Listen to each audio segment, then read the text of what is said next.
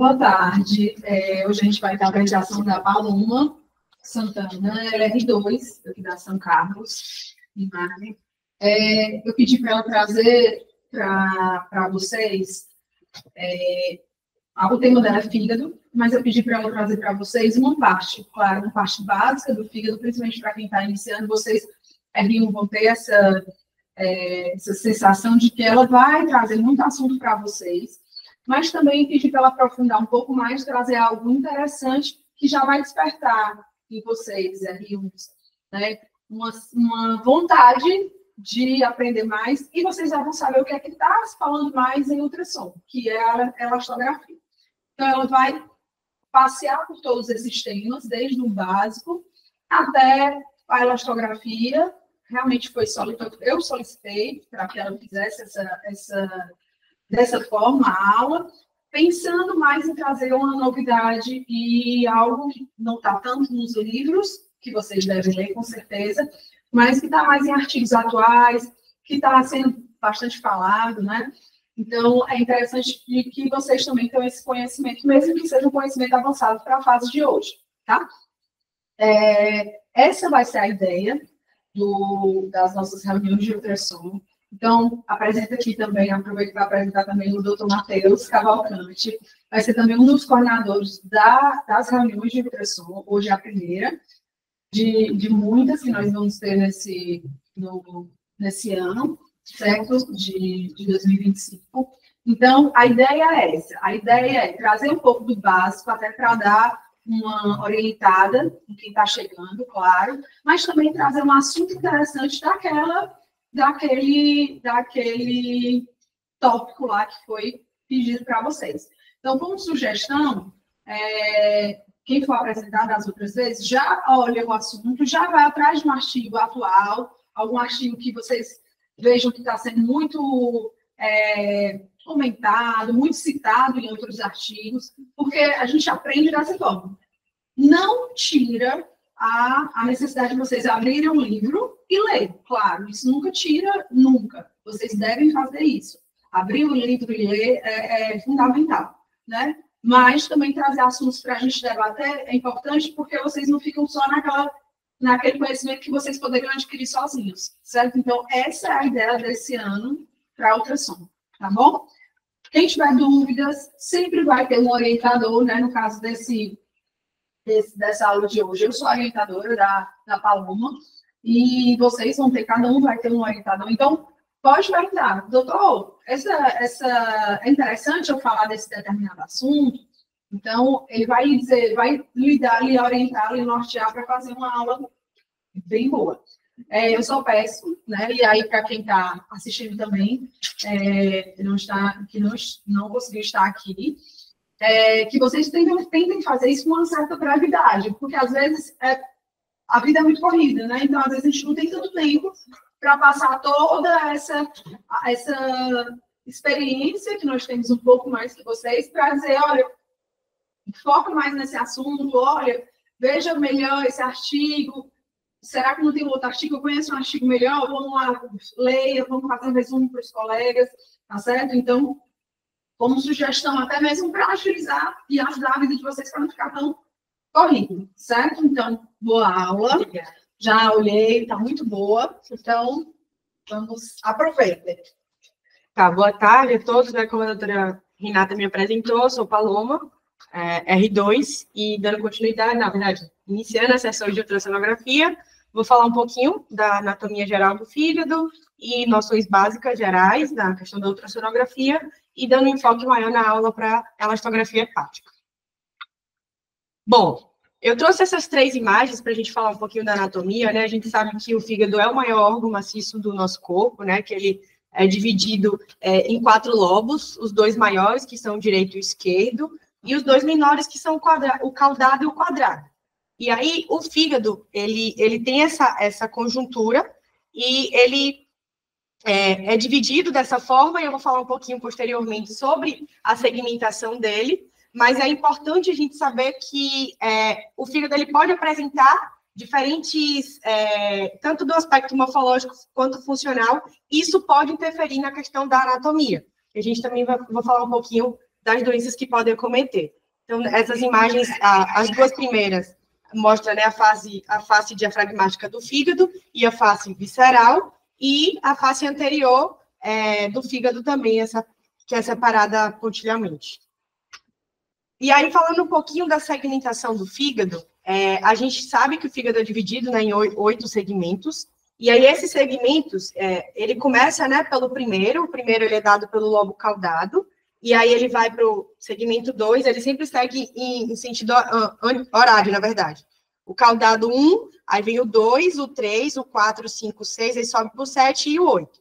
E aí, como é que é feita essa segmentação? Essa segmentação, ela é feita, basicamente, considerando a parte vascular do fígado, né? A parte das artérias. E aí, ela vai ser feita da seguinte forma, das veias das artérias, né? As veias hepáticas, elas vão originar da veia cava inferior, né, como a gente sabe, e aí elas são 3, a esquerda, a direita e a média. E aí essas 3 veias, elas vão apresentar posicionamento interlobular e intersegmentar, por isso que a gente tem essa divisão. E aí ela vai separar os lobos, né? E aí, no nível da confluência da veia hepática, com a veia cava inferior, ela vai separar o segmento posterior, que vai ser o lobo 7, e o segmento anterior, que é o lobo 8, né? Ali em cima, o 7 e o 8. E aí, a veia hepática média, ela vai separar o lobo direito do esquerdo. E aí, a veia hepática esquerda, ela vai delimitar esses segmentos laterais, no caso, o 2 e o 3, como tá nessa divisão aí. E aí, o segmento médio do lobo esquerdo, ele vai ser subdividido, né, em 4A e 4B. E aí, a veia hepática média, ela também vai delimitar os segmentos anteriores, o 5 do 8. Nessa divisão aqui, na verdade, nas 3, né, tá mostrando a divisão por ali, eu tô exemplificando. E a veia hepática direita, ela vai delimitar os lobos posteriores, que é o lobo 5, ou lobo 6 do lobo 7. E aí, os ramos direito e esquerdo da veia porta, ela também vai delimitar os segmentos superiores, que no caso é ali o 2, o 3, uma parte, né, do 4, 4A, o 8 e o 7. E aí, como eu falei, né, a gente tem... Deixa eu ver se consigo mostrar aqui. Não. Mas ali, a gente tem a veia cava inferior, né, que chega, e aí os ramos da veia cava, que são as hepáticas, elas estão delimitando ali, como mostra nessa primeira figura que eu simplifiquei. Eu não achei aqui. Mas dá certo com nós, volta aí. Só pega o... Aí, ó. Pronto. Pronto, aqui a gente tem a veia cava inferior, que chega por aqui. Se tu clicar ali no apontadorzinho ali, ó, aí tu pode botar um laser. Aqui?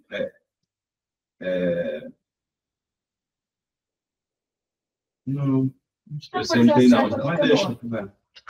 Tá. Só aproveitando, na verdade, é a tríade portal, né? Que quem organiza os segmentos, os lobos, é a tríade portal. Então, a tríade portal é veia, artéria e canal biliar, vias biliares, né? Então, são os 3 que vão para cada lobo, né? Para cada segmento. E aí, como estava exemplificando, né, que aqui a gente tem a veia cava inferior, aí aqui a gente vai ter a veia hepática esquerda, a média e a direita.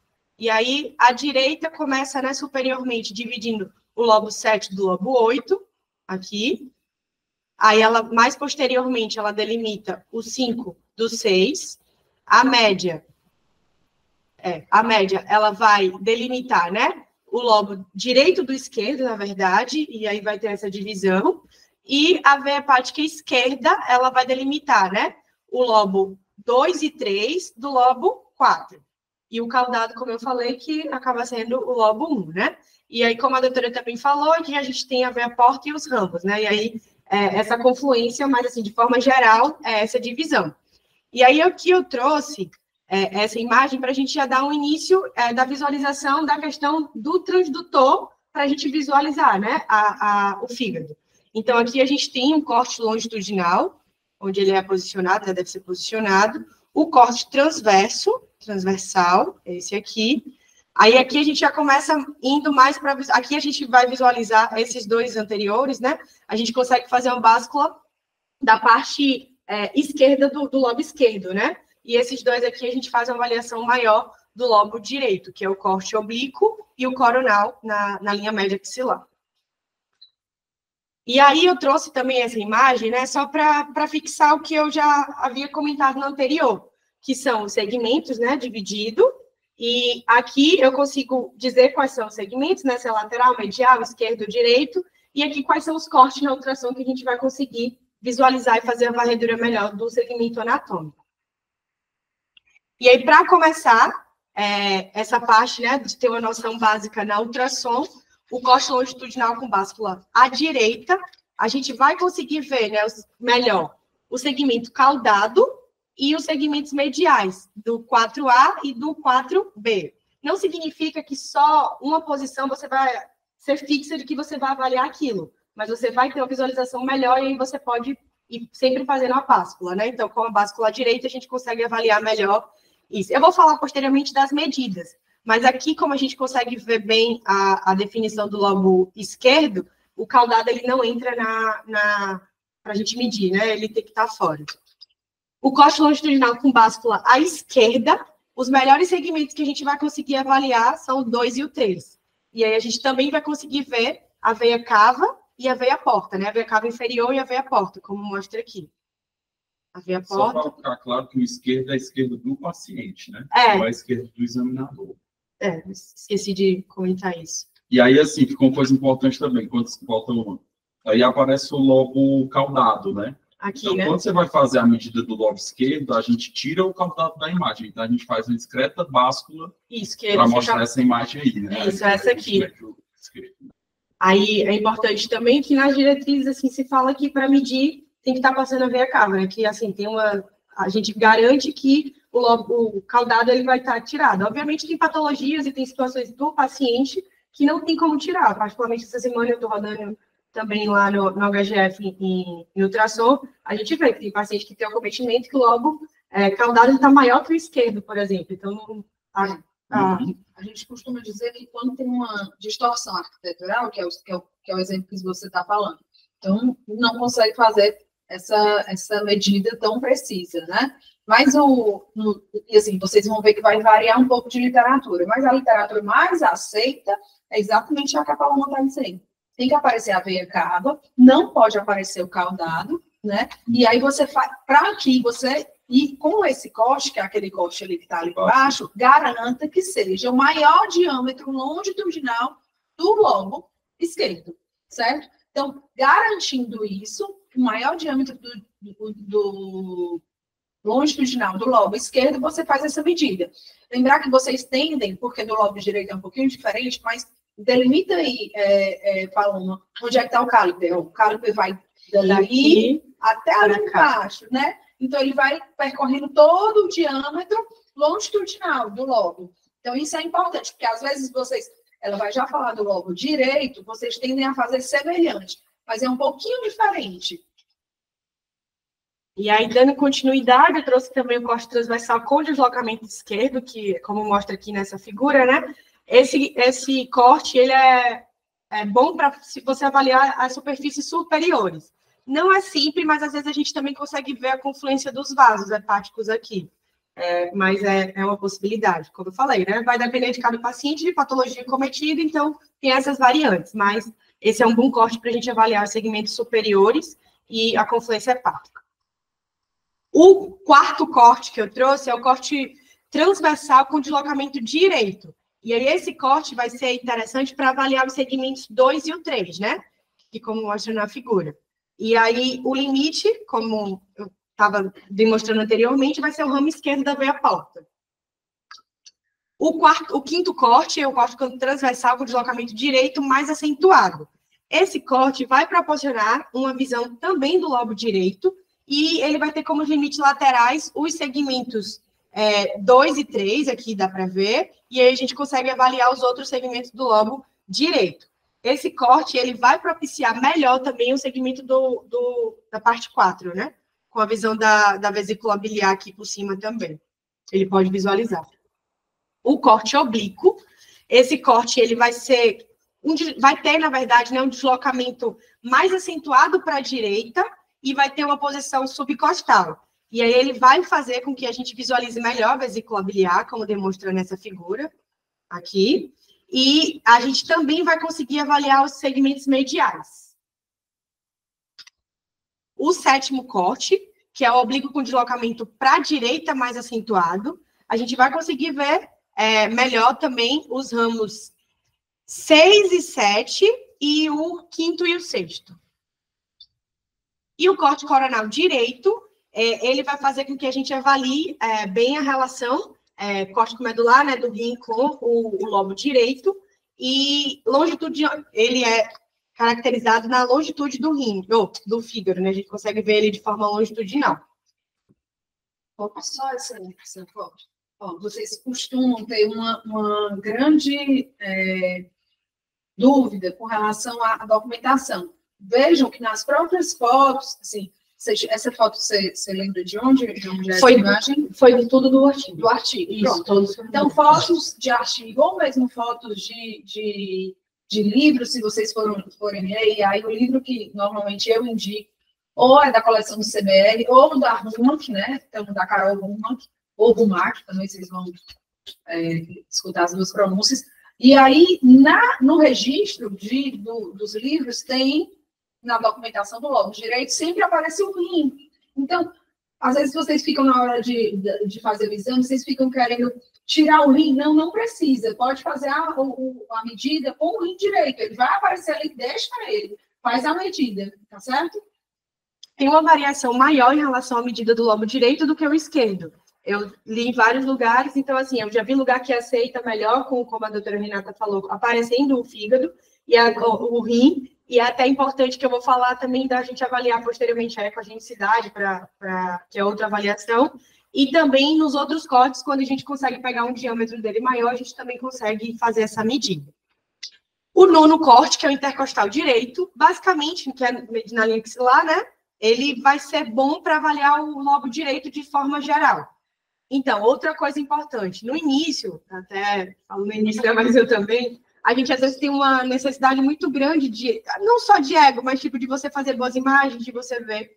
Mas você vai ver que na ultrassom você tem que avaliar ele todo. Então, é importante você fazer uma báscula tanto lateral quanto posterior, né? Para você garantir que você vai ver ele todo. Obviamente, como falou, essa questão de documentação é importante, deve ser feita da melhor forma, mas garantir que você vai conseguir visualizar todos os segmentos hepáticos na avaliação. As minhas fotos de R1 eram bem mais bonitas do que as de hoje. Tá, e aí, dando continuidade à avaliação do fígado normal, né? Basicamente, eu trouxe 3 pontos que a gente tem que avaliar, que é a ecogenicidade e a textura, as dimensões e a superfície e as bordas. Falando um pouquinho de ecogenicidade, o parênquima hepático normal, ele vai apresentar uma ecotextura homogênea. O que é isso? Ele é um cinza médio com padrão esponjoso, que vai ser uniforme, mas que ele vai ser interrompido pelos vasos, né? Porque ele tem essa questão da segmentação. E essa ecogenicidade, ela deve ser comparada a outros órgãos, para você avaliar a questão de esteatose, por exemplo. Então, o que é que acontece? A gente, como a doutora Renata estava falando, né, da questão do rim, o rim é um dos órgãos que a gente vai avaliar essa comparação de ecogenicidade. O fígado, ele tende a ser isoecóico em relação ao córtex renal e hipoecóico em relação ao pâncreas e ao baço. Então, na nossa análise, a gente tem essas duas possibilidades de comparação. E aqui eu trouxe essas duas imagens também para demonstrar. De dimensões, o tamanho do fígado, né, o lobo esquerdo, ele é considerado aumentado quando está maior que 11 centímetros e diminuído quando ele está menor que 7 centímetros. E aí ele deve ser examinado, né, acima da aorta abdominal, que é da forma que eu havia comentado. O lobo direito, ele tende a estar aumentado quando está maior que 16 centímetros e menor que 9 centímetros. E aí traz novamente a questão de cada paciente é um paciente e, de forma geral, é isso que a gente deve encontrar. Avaliar uma criança, obviamente, os padrões também eles vão estar menores. Eu até tentei trazer, de forma, assim, breve, a questão do tamanho da criança, e aí eu vi que tem uma escala, tem vários estudos que mostram idade por idade, então, assim, você tem que fazer uma avaliação considerando a anatomia do paciente, considerando que ele é uma criança, né? E aí eu vi que um dos artigos, não é o artigo da aula, mas que eu estava estudando para procurar o artigo, falava que o RN, em média, deve ter 3 centímetros, o lobo, e de uma criança de 6 a 7 anos, em torno de 6,9. Então, assim, viu que a idade, às vezes você consegue fazer esse comparativo também, mas que não é garantido. Você tem que fazer a avaliação além do tamanho. Para a criança, é uma tabela à parte, não nem tem que decorar. Falta só um pouquinho. Essa assim, o que é que a gente usa até para gravar ficar mais fácil, o que é que tem nos livros do colégio. 10 e 15, tá? E aí, 10 lobo esquerdo, 15 lobo direito. E aí, claro que, como tudo na medicina, não existe o completamente correto, né? Tem as suas variações. E tem que lembrar também que tudo vai depender do biotipo. Então, assim, nós cearenses, nós tendemos a ser um pouco mais baixos, né? Do que, por exemplo, o paulista, vamos exemplificar, né? Então, chega aqui, você vai fazer um exame de um paciente de, sei lá, 1,80 m, se ele tiver com o lobo direito de 17, opa, peraí, só isso que está alterado? Então, sempre usar muita parcimônia. Isso para adultos. Para crianças, não usem isso. Para crianças, vão atrás de uma tabela, tem um aplicativo, a melhor coisa é o aplicativo ele tem todas as dimensões de tudo, porque tudo muda. Então, a criança, e nem adianta, mas você não sabe, não sei, e nem faço questão de saber, porque é por idade, é por faixa etária, tem desvio padrão, então, assim, não adianta eu tentar decorar, porque não precisa. Então, isso daqui a gente usa para a idade, né, do jovem e idoso, sempre usando a parcimônia em tudo. E aí, dando continuidade, falando um pouquinho da superfície da borda. Existe 4... Na verdade, a superfície hepática, ela vai corresponder à cápsula de Gleason, né? Que vai ser importante até quando a gente entrar na questão da elastografia hepática, então ela vai ter um papel fundamental na questão da mecânica. Mas aí, de forma breve, tem 4 tipos, que é a lisa, a irregular, a ondulada e a... Na verdade, essa é irregular, ondulada e essa é ondulada. E aí, a lisa é a que é para ser o do fígado considerado normal, né? E aí pode ter a irregular, que ela fica com as margens irregulares, como mostra essa figura, a irregular ondulada e a ondulada que você já vê que faz como se fossem umas ondas também, nas duas, né? Mas aqui se aumenta o tamanho, né? Entre elas. E no fígado normal, as bordas, elas vão tender, né? Como eu falei, a ser lisa e irregular, e elas podem apresentar ângulos menores que 45 graus. Esse ângulo a gente consegue ver nessa questão aqui, né, da curvatura ser fina e aguda, como mostra aqui, nessa questão da angulação. Ela pode ter uma variante normal, considerada normal ainda. Aqui a gente já tem uma superfície semi-romba e aqui é uma superfície romba. O que eu vejo até na prática é que, às vezes, a gente tem uma dificuldade de, quando se tem dúvida, né, se está alterado. Então, para avaliar a cápsula de Gleason, a gente pode usar a mão do transdutor linear para conseguir avaliar melhor essa questão que às vezes fica na dúvida. O tamanho está aumentado, você fica naquela situação para avaliar a cápsula de Gleason, você pode usar abrir mão de usar o transdutor linear, que você consegue ver melhor essa superfície. E aí, basicamente, só para falar também, elas vão ser alteradas com patologias, né, normalmente. Então, o paciente já tem uma cirrose crônica, ele tem algum problema de hipertensão portal, ele pode já apresentar tanto a superfície ondulada quanto romba, né? E, de forma prática, a gente usa a ecogenicidade também para avaliar a esteatose hepática. Eu vou falar bem rápido, mas aqui a gente consegue, da forma que eu falei, né, avaliar os 3 graus da esteatose. A esteatose que a gente já considera leve, a moderada, e aqui já está bem acentuada porque a gente tem um aumento, né, dessa ecogenicidade. O fígado, ele continua homogêneo, mas ele tem esse aumento da ecogenicidade, que é o que garante a questão da esteatose. E a gente consegue fazer também aqui a comparação com o córtex, né? Obviamente, também, quanto o fígado mais desgastado ele tiver, a estrutura dele já vai ser mudada também, né? E aí, falando um pouquinho da cirrose, a cirrose, ela pode alterar, né, a morfologia e vai evidenciar também manifestações de hipertensão portal. Então, o fígado cirrótico, ele vai ter uma morfologia alterada na ultrassom, pode ter aumento de tamanho, pode ter diferença de ecogenicidade e de ecotextura também. E aí a superfície pode estar alterada, as bordas, as disposições do vaso. Então, pode ter, de acordo com a graduação da cirrose, pode ter várias alterações. Importante considerar também que quando a gente faz a avaliação da cirrose, que a gente vê essas alterações, o baço também ele já pode estar respondendo. Então, tem uma avaliação conjunta também com o baço. As manifestações de hipertensão portal, né? Como a esplenomegalia, que eu falei, a circulação colateral e a ascite são manifestações dela. Outra coisa que eu não coloquei no slide, né? Mas acaba que na avaliação do fígado, a gente também tem que fazer a medida da veia porta e do colédoco, para, de forma geral, ter esses parâmetros. Na hipertensão portal, isso aqui é uma tabela que eu vi também, que aí mostra os estágios da cirrose e os achados na ultrassom. Então, de forma breve, como eu já falei de tudo, quanto mais for acometido, maior vai ser o grau de alterações que o fígado vai apresentar. Então, uma cirrose hepática descompensada, a gente já pode ter, né, um quadro de ascite associada, pode ter um shunt esplenorenal espontâneo, mas uma fibrose que esteja compensada, ela pode ter só o fígado serrilhado, pode ter só um aumento, pode ter só uma hipertensão portal ainda de forma discreta, e isso pode avançar. E outra coisa que a gente consegue também avaliar no fígado, né, são as lesões hepáticas focais.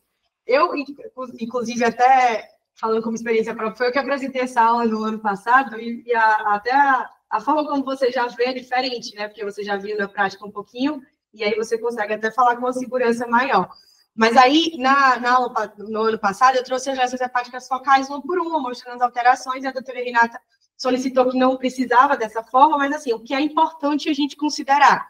Que existem tumores que a gente vai avaliar no fígado. Então, qualquer lesão focal que tiver, ela precisa ser descrita, ela precisa saber qual é o segmento, precisa se dar as características. E outra coisa que precisa se considerar é que o fígado cirrótico, o fígado acometido, qualquer lesão focal, ela é suspeita. Então, tem que ter essa avaliação com muita precisão também. Só antes de você entrar na mastografia, reforçando a ideia, né? Até agora, é o que eu te falei para vocês, é bem básico. Claro que fígado é um mundo. Se vocês forem ver, acho que é um dos maiores capítulos, se duvidar, em alguns livros, 2 ou 3 capítulos, porque tem um só para lesões focais, um só para lesões difusas. Mas a ideia realmente é para pincelar esses temas com vocês, porque são temas básicos. E aí, falando exclusivamente de lesões focais, é assim, quando a gente vai passando um pouco mais da nossa experiência, né, com o ultrassom, a gente vai vendo, sim, que lesões focais tem aquele padrão ultrassonográfico. Existe um hemangioma, normalmente ele é hiperechogênico, de contornos regulares, bem definidos. Um HNF, ele tem ali a cicatriz, que às vezes a gente não consegue ver, né? Tem associação com adenoma, tem associação com mulheres, jovens. Isso tudo a gente precisa saber, faz parte da nossa base, sabe? Quando a gente está começando a escola, então a gente precisa ter um ensino básico consolidado, isso aí ninguém me tira. Mas, hoje em dia, eu tenho muita parcimônia em dizer que, mesmo o hemangioma, que aquilo ali no ultrassom é um hemangioma. Por quê? Porque eu não tenho o poder do contraste no ultrassom básico, né? Hoje em dia tem microbolhas que, sim, é utilizado como contraste. Mas faz bem o ultrassom, quem sabe as limitações do método. Então, às vezes, o colega, e aí, usando bem o termo prático mesmo, crava um hemangioma e não é. Então, tenham cuidado. Você pode botar sempre sugestivo de hemangioma, podendo corresponder a hemangioma. Por quê? Porque, às vezes, você se engana. Aquilo que é um padrão no ultrassom, por isso que eu disse, Paulo, não se foca muito nisso. Claro que você tem que saber, vocês vão ter que sentar e ler, que tem diferença, inclusive isso é cobrado em prova, as diferenças de ultrassom. Mas tenham muito cuidado. Por quê? Porque quem é responsável por isso são os exames que têm contraste, uma tomografia com contraste, uma ressonância, porque ele traz mais conteúdo, ele traz mais informações para que o colega feche dizendo o diagnóstico. E ainda assim, tem algumas lesões, e aí sua maturidade vai trazer para vocês, que mesmo em tomografia, mesmo em ressonância, o colega fica na dúvida. E quem vai realmente bater o martelo lá é a biópsia. Então, assim, não cabe a nós, claro, e não é intencional nunca, dizer que aquilo ali é benigno ou dá para fechar diagnóstico. O ultrassom, que fique muito claro, ele tem muitas funções, né? Mas essa de fechar diagnóstico de lesões focais não é uma delas, certo? Então, faz muito bem que quem sabe esse limite. Eu sei até onde eu posso ir. Daqui para lá, eu não posso ir. Então, eu costumo dizer na prática com vocês, não tentem trilhar, tá? Ninguém precisa. Porque eu dei um CHC desse paciente. Não. O perigo muitas vezes é ver a imagem. Exatamente. Pior do que não ver. Pronto. Então, se preocupem em ver, localizar muito bem, como a Paloma falou, segmentação. Segmentação é outro capítulo à parte. Vocês vão sentar, vão tentar estudar 1000 vezes, não vão conseguir. Uma hora, quando eu estiver com vocês, eu passo a prática para vocês, que fica mais fácil. Mas, saibam isso. É que nem uma coisa, um exemplo perfeito para isso é, faça o básico bem feito. O básico bem feito é perfeito. Querer a mais? Não. Não, porque ninguém precisa. Faça o básico bem feito que dá certo. Aí agora, ela vai para a elastografia. E aí, só falando, né, complementando, a doutora já falou muito bem, mas que a gente acaba vendo mais na prática, na avaliação, cisto e os que a gente acha que é mangioma, né? Então, qualquer outra coisa a gente já tem que ter mais cuidado. E aí tá, falando um pouquinho de elastografia hepática agora na ultrassom, né? Lendo, eu vi que a elastografia, né, ela surgiu em diversos órgãos, foi tentado colocar tipo um RADS para todos, para mama, para tireoide, para fígado, para questão testicular, eu também vi para útero, vi para vários, mas assim, o que foi para frente de fato, que teve mais comprovações e que se hoje é utilizado na prática, é o hepático. Aqui a gente tem a oportunidade de ver o doutor Godeiro, ele acaba fazendo muito, então assim, como eu também estava em ultrassom mês passado, quando a doutora falou, nem fiquei tão assustada, porque como eu vi na prática fazendo, vou tentar passar aqui um pouquinho do que eu li e um pouquinho de como eu vi, né?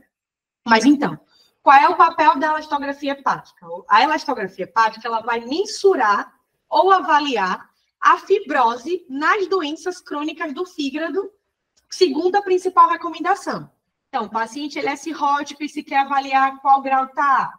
Se tem uma esteatose que ela está mais alterada, precisa ver como é que está. Paciente, eu vi também que as hepatites conseguem ser bem avaliadas. Então, paciente que está fazendo tratamento com antirretroviral, e aí quer ver como é que esse fígado respondeu. Então, a elastografia também é um mecanismo que você vai utilizar para fazer essa mensuração, né? E aí, eu coloquei esse slide só de forma breve, e depois eu vou destrinchar mais um pouquinho. Mas o método, o paciente vai estar em decúbito dorsal, e ele fica com o braço em abdução máxima, né?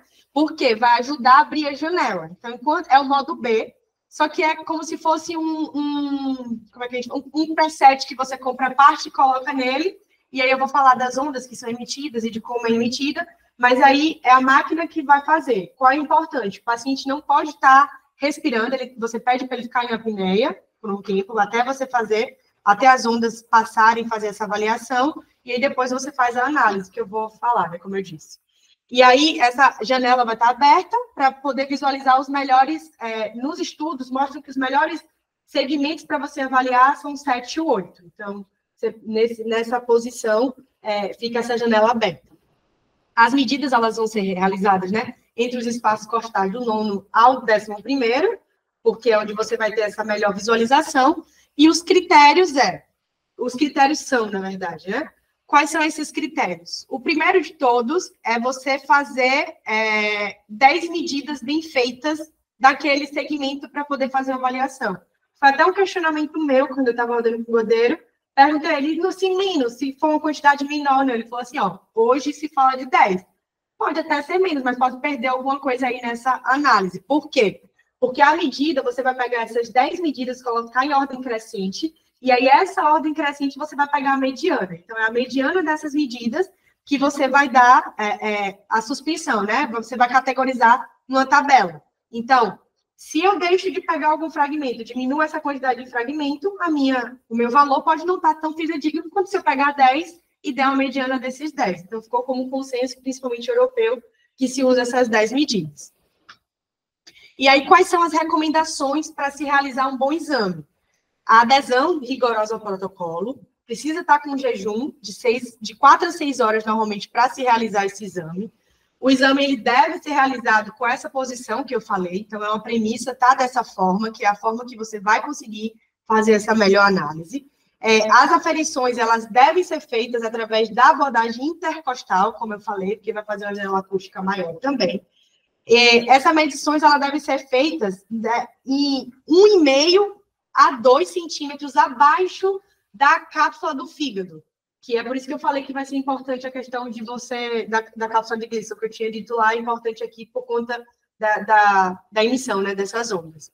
O transdutor, ele deve estar perpendicular ao fígado. A região de interesse, ela deve ser posicionada de forma a evitar grandes vasos sanguíneos. Então, ductos biliares e massas, para você ter a menor quantidade de artefato possível para você ter essa medida. E aí, existe, como é que eu posso falar? Uma dificuldade, umas limitações maiores do exame quando o paciente ele é obeso, quando ele... quando ele é obeso, quando tem IMC maior, se tem uma dificuldade maior, então, às vezes, você precisa fazer um pressionamento maior da área para que evite esse contato com a parte gordurosa maior para que chegue ao fígado de forma mais precisa, e a importância da apneia. O paciente tem que estar sem respirar enquanto você faz. Então, você recomendado até que você faça mais vezes e faça bem do que você não faça. Não peça para ele fazer ou que tenha alguma intervenção. E aí, as 10 medidas, como eu falei, e esse QR, na verdade, vai ser uma tabela que você vai colocar esses valores, e aí esses valores vão dar para você a resposta da gradação, né, dessa suspeição. Deixa eu só um pouquinho. Só para comentar aqui para vocês, então, a elastografia, e aí eu acho que vocês também viram no grupo, né, como o Wilmer falou, que ainda não conhece o Wilmer, colega de vocês, radiologista, e aí ele falou, é um tema quente. Realmente é um tema quente. Está muito falado quando a gente vai para a parte de medicina, ultrassom e medicina interna. Então, assim, o que é que tem que ficar?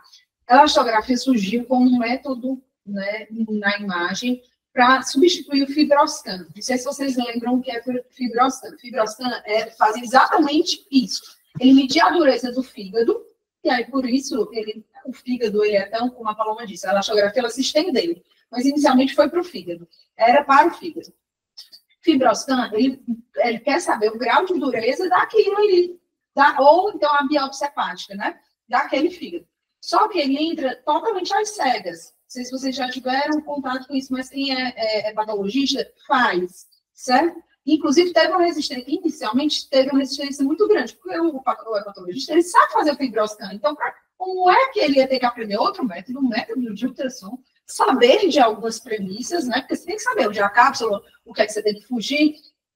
Ele tem que saber um ultrassom, né? Sobre ultrassom. E aí veio para substituir o fibroscan. Hoje a gente sabe que ele é superior ao fibroscan. Por quê? É exatamente aquele ponto ali onde ela coloca. A região de interesse deve ser posicionada de forma a evitar grandes vasos, ductos biliares e massas, ou propriamente a vesícula. Então, o fibroscan, você entra às cegas, você pode estar medindo qualquer coisa, você pode pegar a vesícula, ela tem uma vesícula ali enorme, porque a gente sabe que às vezes aparece, e pega, e aí vai dar errado. No ultrassom, eu estou vendo o que eu estou mencionando, eu estou vendo o que é que eu estou medindo. Então, eu sei que é aquilo mesmo, é o parênquima que está me mostrando. Então, isso é muito importante. Outra coisa que é importante, porque aí, tanto que é assim, vocês vão ver, vocês podem ser questionados, né? Mas por que estão usando elastografia? Se tem o fibroscan que tem não sei quantos anos. Por isso, e a principal justificativa é essa, né? Eu consigo ver o que eu estou mentindo. Aí, outra coisa, e aí no começo da elastografia, a elastografia se usa há mais ou menos uns 12, 15 anos. Né? Então, é recente. Outra coisa que se discutiu muito era com relação ao IQL. O IQL, inicialmente, foi feito para cada marca. Então, cada marca tinha o seu próprio IQL. E aí ficava uma confusão, porque você ia fazer Philips, você ia fazer uma máquina da Philips, tinha um IQL. Eu ia fazer no da GE, tinha um IQL. Quando a gente comparava, às vezes não dava certo. O que foi que as máquinas foram vendo? Primeiro foram vendo que tinha grande abrangência, a elastografia no mercado. Então, a elastografia chegou para ficar, né? Então, eles foram vendo isso. Aí foi que eles disseram, vamos se juntar, vamos fazer um protocolo só. Então, para algumas coisas, e aí no fígado, sim, existe um protocolo único agora. em que na minha e na sua máquina vai dar a mesma coisa. Então, vai dar, normalmente eles colocam como F. F1, F2, F3, e aí eles botam já classifica, tá certo? Então, hoje existe um protocolo único para isso. Então, o que fortalece ainda mais a metodologia, tá certo? Então, vocês vão ver 2025, né? Que é L1, 25, 26, 27.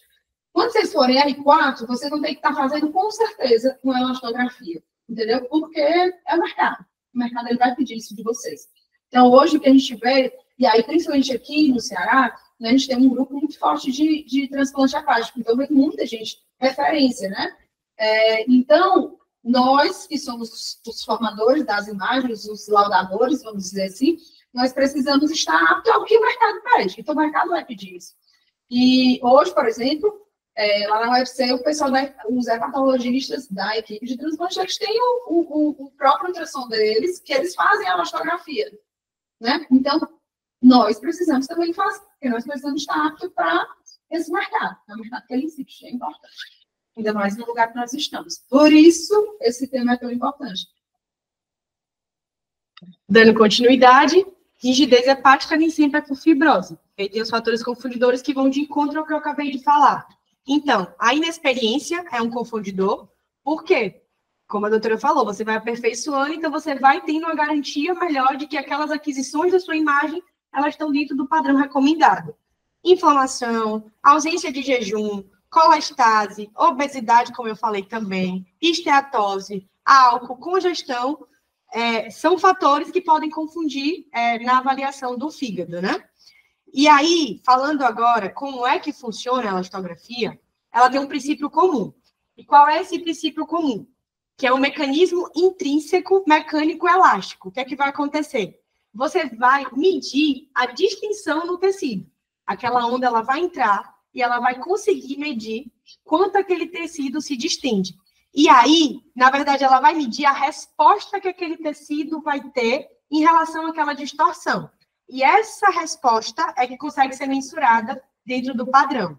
Então, basicamente, eu vou pegar 10 imagens, como eu falei. Posteriormente, eu vou mostrar uma imagem que vai ficar mais clara assim de ver. Mas eu vou pegar essa imagem e eu vou garantir que aquela onda ela não está fora do padrão de que é para estar naquele ponto, e ela está mostrando que aquilo é o que eu quero do que o fígado respondeu, do que aquela parte do fígado ela respondeu. Então, a velocidade de onda, ela é expressa que quilopascal, que é o KPa, e ela vai estar relacionada à rigidez, como eu falei, que é o mecanismo básico de ação, né? Então, quanto maior, na verdade, quanto mais endurecido o tecido, mais rápido a propagação ela vai passar. E é um dos fatores da física da ultrassom, né? E quanto maior a fibrose em KPa, maior vai ser o grau de fibrose do parênquima hepático. Então, quanto maior der o resultado daquela análise, maior o fígado ele vai estar acometido por conta da fibrose.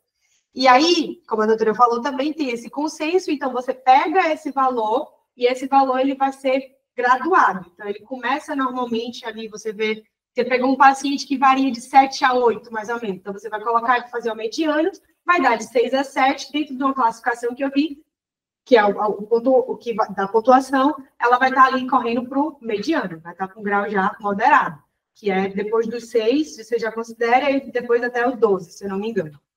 E aí, como eu falei, são necessárias 10 aquisições corretas, e o valor final é essa mediana, que deve ser, na análise, para ser considerada positiva, esses valores eles têm que estar igual ou maior que 60% nos 10. E aí eu falei da cápsula de Gleason, eu trouxe essa imagem aqui para a gente ver como é que acontece. Então, eu não sei se dá para ver com... Deixa eu pegar aqui que eu estou com o iPad, eu consigo mostrar, mas sumiu o ROIzinho, você quer mostrar o...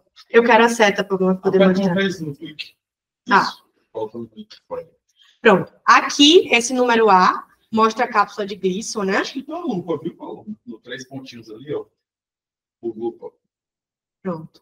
Acho que dá para ver melhor. Pronto. Aqui esse A é a cápsula de Gleason, como eu falei.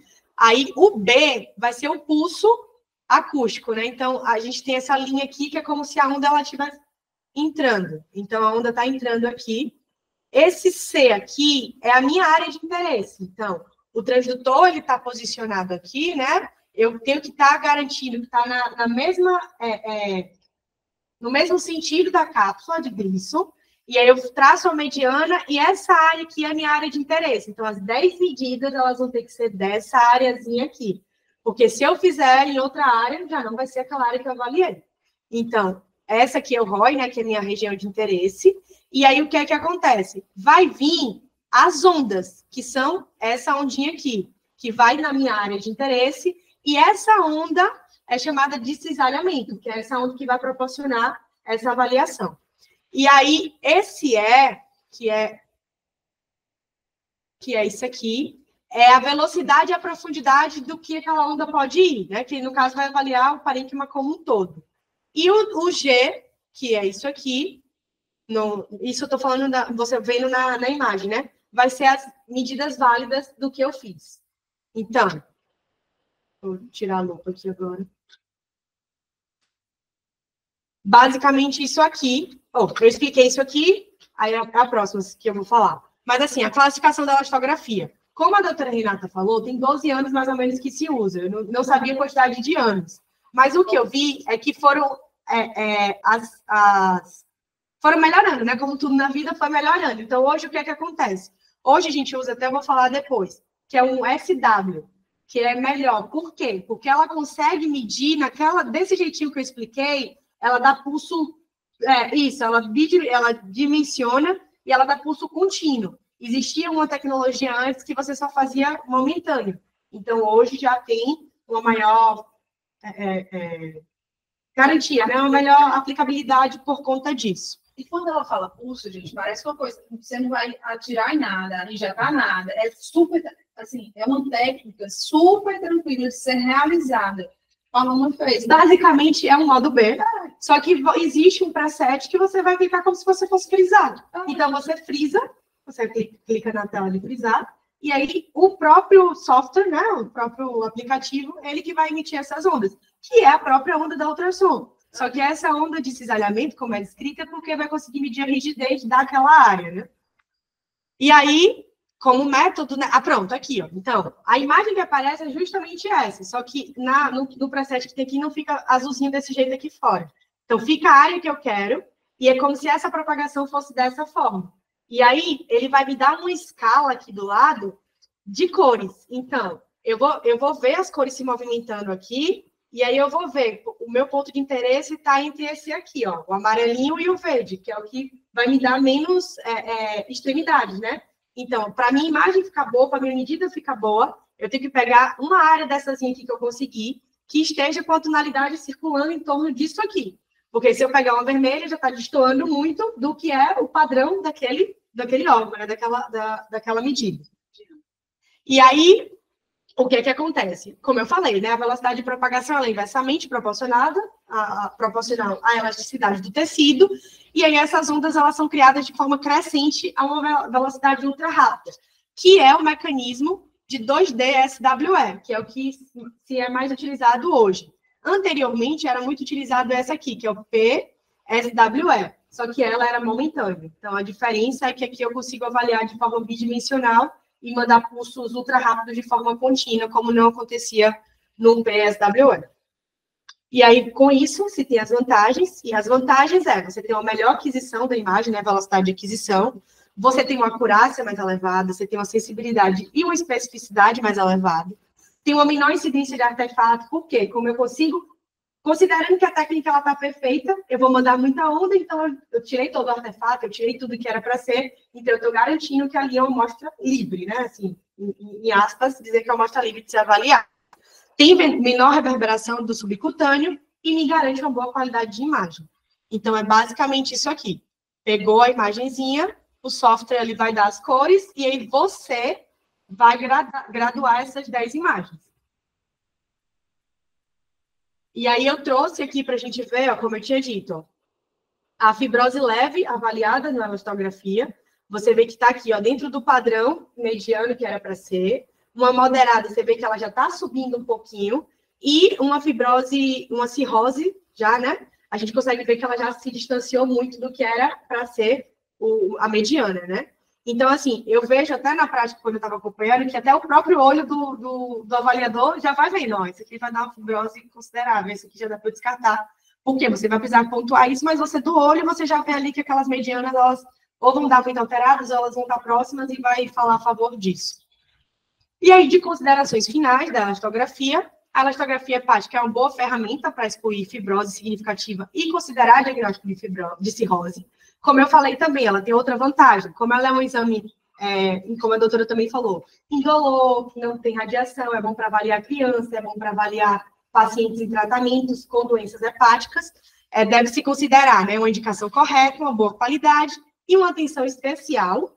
E é uma ferramenta promissora na avaliação de pacientes, tanto com hepatite B, como eu falei, crônica, mas ainda, como tudo, né, precisa de amostras maiores, mas dentro do tema elastografia, a hepática hoje é que tem a maior firmeza assim, dos protocolos e de avaliação, e se tem visto muito sucesso em relação à avaliação.